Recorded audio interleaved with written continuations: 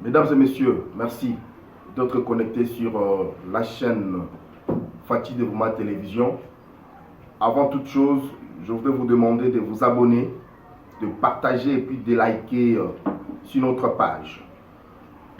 Nous sommes ce soir sur la chaîne Fatih Devuma Télévision dans le cadre de notre grand magazine Les Grands Congo, présenté par votre humble serviteur, M. Grégoire, qui vous parle ce soir. Si nous venons vous parler ce soir, il y a plusieurs actualités sur la toile, mais nous voulons plus insister sur la messe noire qui a été tenue en Belgique par les clans Katumbi, qui est considéré pour nous en tant que Congolais l'ennemi du peuple. Alors, sans plus tarder, nous devons parler sur le débat qui a été inscrit à l'ordre du jour lors de la tenue de cette messe. Leur débat était plus inscrit dans le cadre de la poursuite de la guerre dans l'est du pays, mais aussi la tentative persistante de modification de la Constitution. Ils ont ici à parler sur le bradage qui est considéré comme bradage méthodique des richesses nationales. La messe noire a y à parler sur les dérives autoritaires, la corruption généralisée, l'asphyxie économique et sociale. Voilà un peu ce qui a caractérisé leur débat. En deuxième partie, ils ont eu à faire sortir un bon nombre de résolutions lors de cette messe noire, dirigée par Moïse Katumbi. La préservation de la souveraineté et l'unité nationale. Le respect de la Constitution et les délais du mandat. Ils ont ici à parler dans leur résolution la légitimité par les urnes, mise en ordre et adaptation de structure du parti qui ne concerne pas leur messe noire que nous, en tant que magazine Les Grands Congo, nous rejetons en bloc. Parce que nous sommes dans la vision du chef de l'État. Il y a eu plusieurs résolutions lors de cette messe noire. Alors, je rentre sur le débat. Ils avaient inscrit un bon nombre de points. Moïse Katumbi et sa bande parlent de la poursuite de la guerre dans l'est du pays. Messieurs et dames, le peuple congolais devient éveillé. Et nous nous posons la question en tant que Congolais, pourquoi cette agitation? Pendant que le chef de l'État est en train de se préparer pour répondre au rendez-vous à Washington pour rencontrer son homologue américain Donald Trump. Pourquoi cette agitation? C'est ça la grande question que nous nous posons en tant que Congolais. La messe noire, elle nous parle de la poursuite de la guerre. Est-ce qu'il y a la guerre à l'est du pays? Est-ce qu'il y a la guerre à l'est du pays? Ça, on peut appeler la guerre. Parce que Nanga nous avait promis que d'ici le 30 juin, il sera à Kinshasa. Ils sont où pour le moment? C'est la grande question que nous nous posons. Peuple congolais, je vous demande à l'éveil de la conscience patriotique. Réveillez-vous. Pourquoi cette messe noire avant que le chef de l'État puisse se rendre à Washington? Qui ne connaît pas, quand Katumbi nous parle de la poursuite de la guerre, qui ne connaît pas qu'il y a plusieurs rapports. Donc Katumbi a été cité énormément comme bailleur fond de cette guerre. Combien la guerre a profité à Katumbi? Qui ne connaît pas ça? Maintenant, aujourd'hui, ils tiennent une messe. Nous qualifions cette messe noire qui est tenue en Belgique, c'est une messe diabo-politique. Ou diabolico-politique. Ne fût-ce que pour déstabiliser les institutions de la République, démocratiquement installées. Et pourquoi cette agitation? Moïse Katumbi nous parle de la tentative persistante de la modification de la Constitution. Est-ce que les Congolais vont réfléchir? Qui en parle même de la modification de la Constitution depuis un certain temps? Bien que cette Constitution doit être modifiée. Mais ce n'est pas d'actualité. Nous appelons ça de l'intox politique. Ça n'a pas vraiment la place ici à Kinshasa. Si ce n'est que dans la messe noire qui a été tenue en Belgique. Moïse Katumbi parle du bradage. Voilà un autre point que je devais parler. Quand Moïse Katumbi et son associé Joseph Kabila avaient bradé plus de 600 titres miniers aux étrangers, au Paul Kagame, au Olusegun Obasanjo et les autres, qui parlait de ça? Alors maintenant, ils veulent maintenant prendre cette étiquette et les coller au chef de l'État et à ces régimes. Là, nous disons non et non. Moïse Katumbi, nous connaissons à l'époque. Je fais que te rappeler, lorsque tu fus gouverneur du Grand Katanga dans son ancienne configuration, de quelle manière toi, tu faisais traverser le minerai de Lubumbashi vers Tanzanie, Zambie et autres pays? Vous avez tenu de titres miniers illégalement. Il y a deux preuves à l'appui. Voilà pourquoi vous êtes agité là où vous êtes. Parce qu'aujourd'hui, les efforts qui ont été menés par le chef de l'État, Félix Antoine Tshisekedi Tshilombo, nous avons retiré nos titres miniers à travers la diplomatie agissante du chef de l'État. Voilà pourquoi nous, en tant que magazine Le Grand Congo, nous félicitons le chef de l'État pour les efforts, pour les grandes actions qu'il mène tout en étant à la tête de ces grands pays. Moïse Katumbi, cette messe noire, n'a pas de rendez-vous ici à Kinshasa. Et les résolutions ou les points dont tu as eu à mettre à l'ordre du jour te concernent avec tes fidèles. Ça ne nous concerne pas parce que nous sommes Congolais, de père et de mère. Laissez les pays être dirigés par les Congolais. Je n'aimerais pas être dans le débat de nationalité ou quoi qu'on soit ou quoi. Maintenant, j'aimerais être dans la cascade des Congolais. Parce que le Congo ne te concerne pas. Ça a été démontré, noir sur blanc, que toi tu n'es pas Congolais. En quoi les affaires du Congo vous concernent? C'est ça la grande question. Je poursuis. Les matières qui ont été inscrites dans leur débat, dans cette messe noire tenue en Belgique. Moïse Katumbi nous parle du dérive autoritaire. Est-ce que dans ces pays, on peut parler de la dictature? Est-ce que dans ces pays, on peut parler de l'autoritaire? C'est un faux débat. C'est un faux débat. Il y a des opposants qui sont ici à Kinshasa, qui sont en train de mener leurs actions calmement. Mais quand tu es dans le libertinage, il y a l'État. Il y a l'État. Alors, il n'y a pas la dictature en RDC. C'est une dictature illusionnaire dans la tête de Moïse Katumbi. Pourquoi cette précipitation de cette messe noire?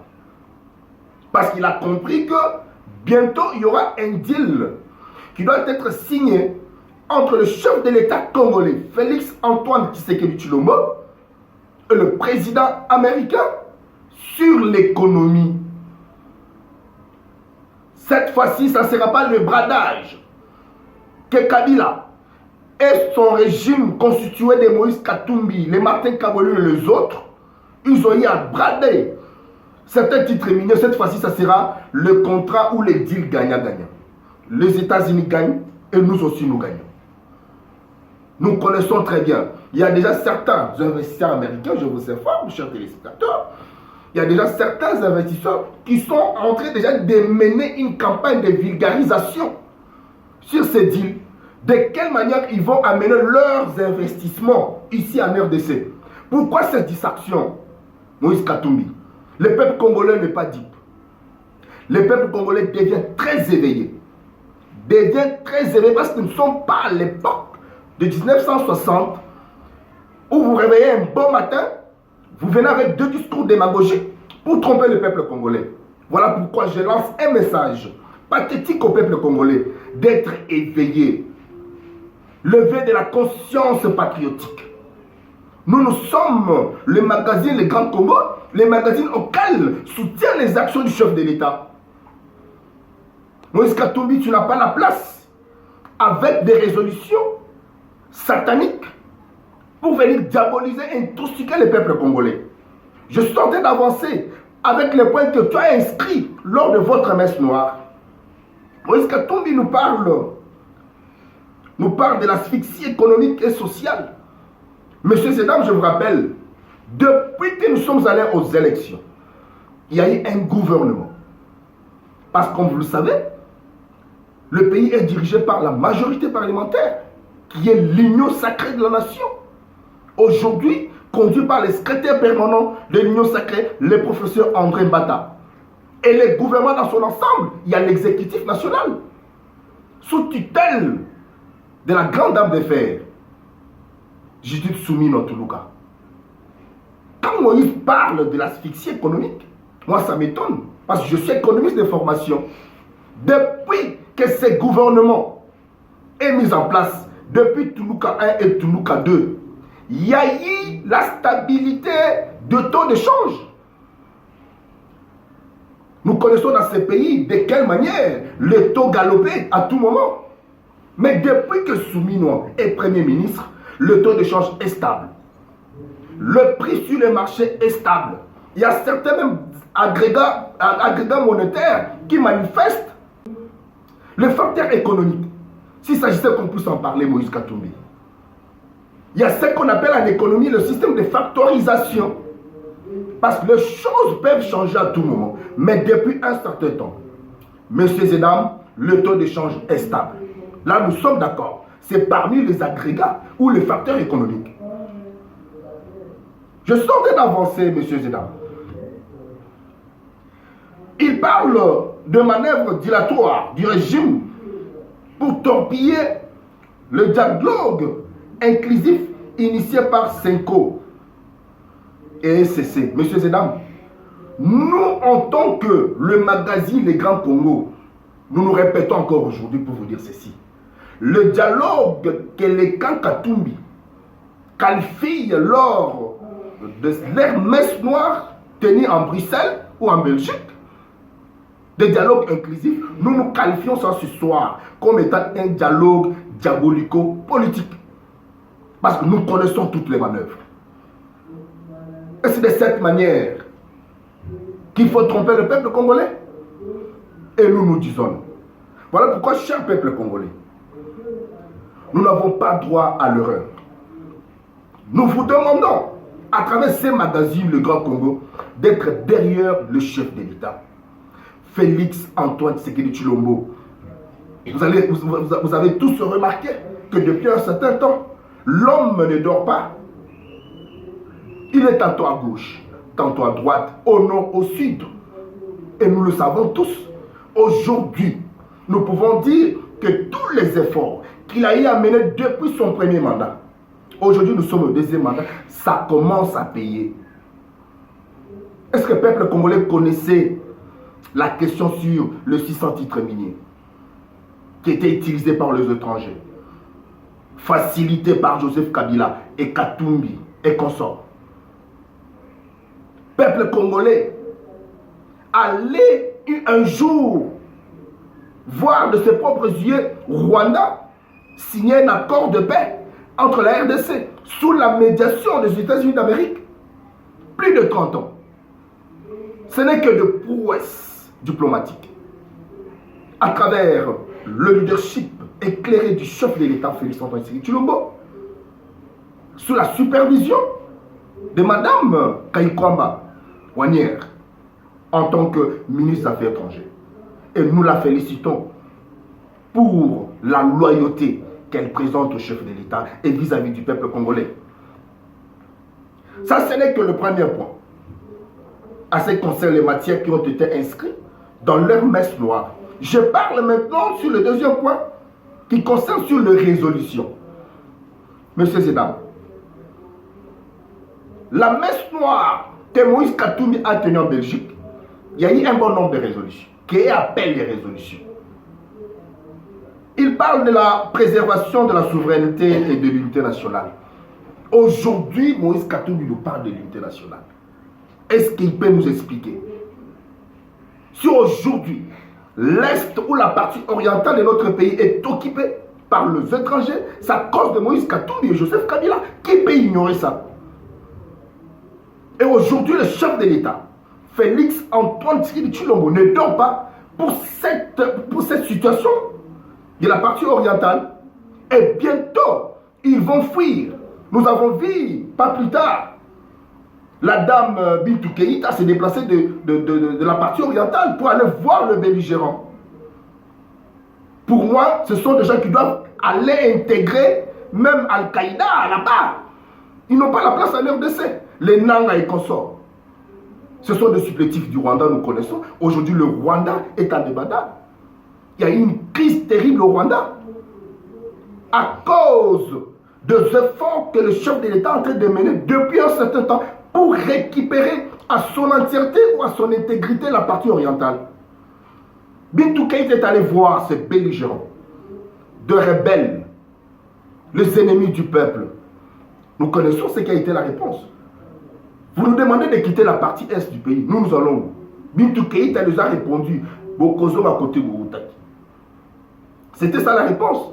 Des fois, le média n'en parle pas. Comme ce sont deux médias, financés par les ennemis du peuple, ils n'en parlent pas. Et nous, en tant que patriotes, nous venons pour éclairer l'opinion, pour dire que Moïse Katumbi n'a pas le droit de parler sur la souveraineté et l'unité ou la cohésion nationale, parce que c'est lui. Moïse Katumbi n'a pas le droit de parler de l'unité nationale ou de la cohésion nationale, parce qu'il est parmi le bourreau. Il est parmi les gens cités dans plusieurs rapports qui financent la guerre à l'est du pays. Il faut avoir honte d'en parler. Il faut avoir honte d'en parler, M. Moïse Katumbi. Parce que cette question de souveraineté ne te concerne pas. Si ce n'est que les moyens pour toi pour faire de la récupération politique. Et ce n'est pas pour le moment. Moïse Katumbi, lors de cette messe noire tenue en Belgique, il parle du respect de la Constitution et les délais du mandat. Qui vous a dit que le chef de l'État va violer la Constitution de la République? Même cette question de mandat, je vous informe, M. Soriano Moïse Katumbi, que le chef de l'État, nous en tant que magazine Le Grand Congo, il n'a pas le mandat pour ces pays. Il a une mission. Là, je vous informe déjà. Et quand vous parlez de la mobilisation des forces vives contre le régime que dirige Joseph Kabila, détrompez-vous. Les gens que tu as tués à l'Est, tu viens maintenant aujourd'hui pour les mobiliser contre le chef de l'État, Félix Antoine Tshisekedi Tshilombo. Nous ne sommes pas des bêtes. Nous avons compris votre jet. Quand vous avez raté de balkaniser la République démocratique du Congo dans ses limites depuis 1960, tel que nous a été légué par Lumumba, Kimbangu, Kasavubu, vous avez échoué. Maintenant, vous voulez vous lancer dans la campagne de l'intoxication. Cette campagne qui ne tient pas debout. Messieurs et dames, je vous demande à l'éveil de la conscience. Ne donnez pas nos oreilles à ces ennemis du peuple. À ces ennemis du peuple, Moïse n'est pas un modèle dans ce pays. Il a dirigé la province du Katanga. Messieurs et dames, je vous informe, dans son ancienne configuration. C'est-à-dire qu'il avait tout le pouvoir de développer cette partie du pays. Aujourd'hui, il vient pour nous intoxiquer. Que Tomi Bouakanabalabala contre Mwanamboka Tshisekedi.